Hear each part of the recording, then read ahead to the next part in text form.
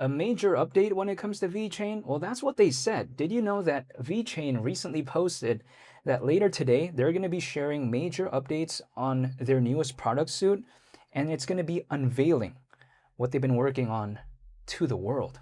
Wow. And it's actually hypothetically in regard to AI. So this is all pretty impressive stuff in my opinion.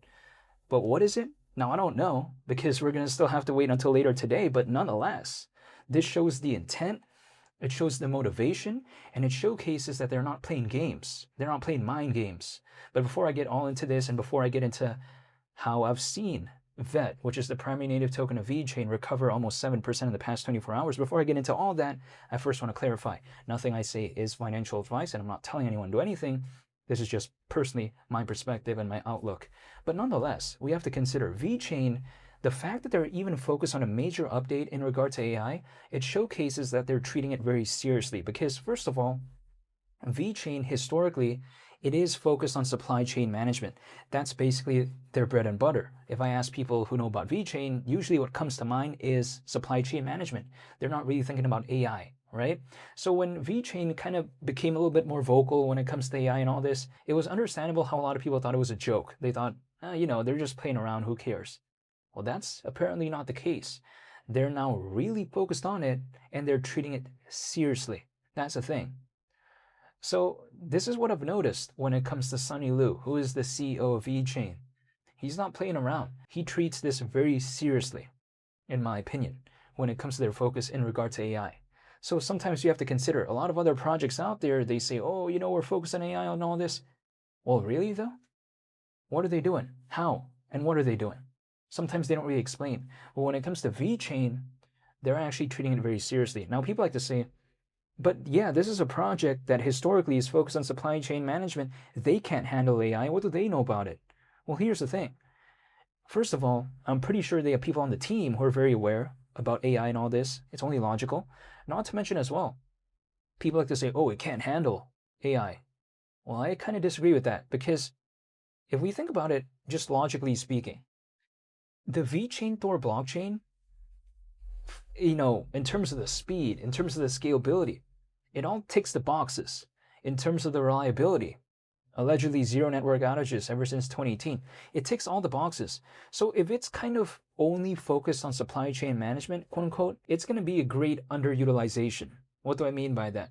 Something like the VeChain Tor blockchain, if only used for supply chain management, it just feels very underutilized. It's like, for instance, buying a 1,000 horsepower vehicle and using it only to just go around the neighborhood like that. That's the thing. The VeChain Tor blockchain was not fundamentally bad, so it's able to pivot, right? VeChain, they can focus on supply chain management, they can focus on AI, they can focus on a lot of other markets because the core infrastructure is there to begin with. That's the thing. It's already there. The foundation needs to be laid in place first before all the other stuff can kind of come along. It's like, for instance, sometimes people out there, they focus too much on modifying the car's engine. They increase the horsepower and all this, but sometimes I see some people, they don't really focus on the forged internals. So yes, the engine becomes very powerful, but they're not thinking about the transmission, the brakes and all this, all the other stuff. And what happens if the engine's really powerful, but all the other pieces can't really support that new power? It ends up not being that good, right? So the forged internals need to be there first, in my opinion. And I see VeChain doing that. So I'm not surprised that they're focused on AI. And if anything, seeing it recover around 6%, or almost 7%, I should say, in the past 24 hours. But what I show on the screen may be a little bit different by the time I upload this video, but I'm just saying still, this is pretty impressive because VeChain's been down for quite a while. It's just been so boring. So seeing something like this, it's kind of a breath of fresh air. Not that it really means too much, but it's still a breath of fresh air nonetheless, in my opinion, because we have to consider, we're still down by quite a lot, right? Like the market cap is around 450 million. In 2024, we saw a market cap that was around 5 billion, so over 10 times higher than where it is currently. So in the grand scheme of things, VeChain is still down by quite a lot, but at the same time, progress is progress, so I'm not going to complain. And if anything, I think fundamentally it's improved a lot more than 2024, or the end of it, I should say.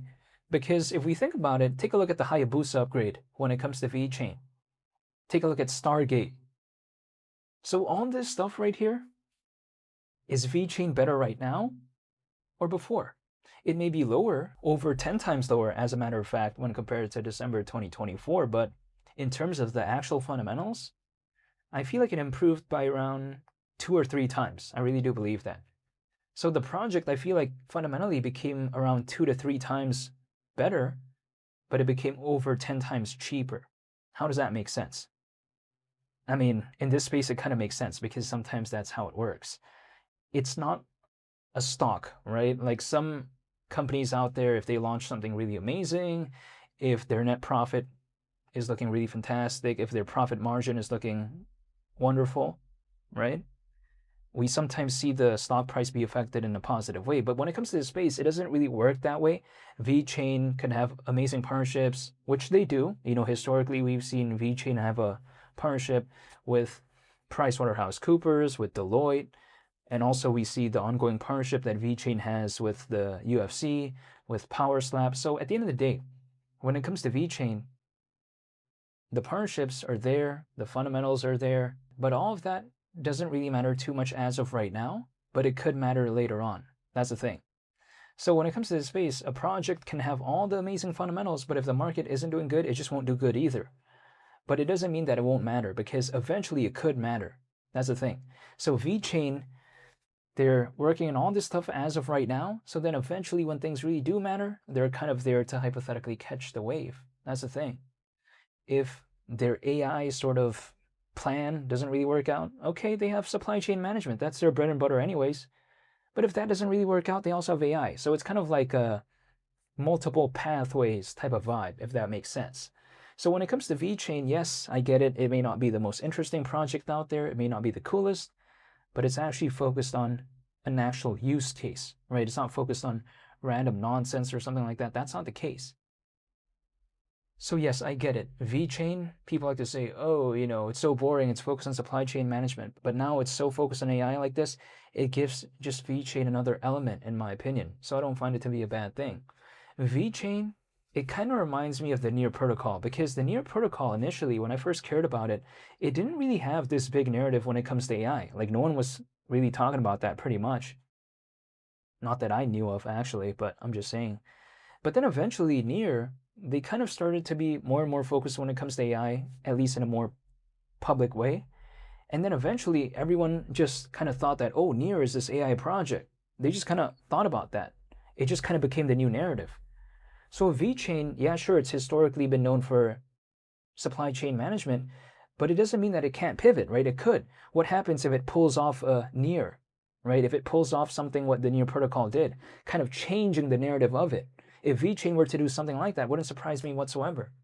Because the Near protocol, changing its narrative like that in kind of a very public way, what happened was that something like Grayscale was so happy about that, allegedly, that if we take a look at, let's say, in the Grayscale Decentralized AI Fund, Near makes up the largest percentage when it comes to that. So let's just let that sink in.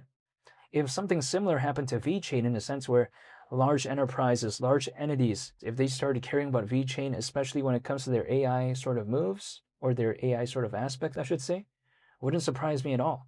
If the Near protocol could do it, why can't this? That's just my mindset, but I'm not telling anyone to do anything.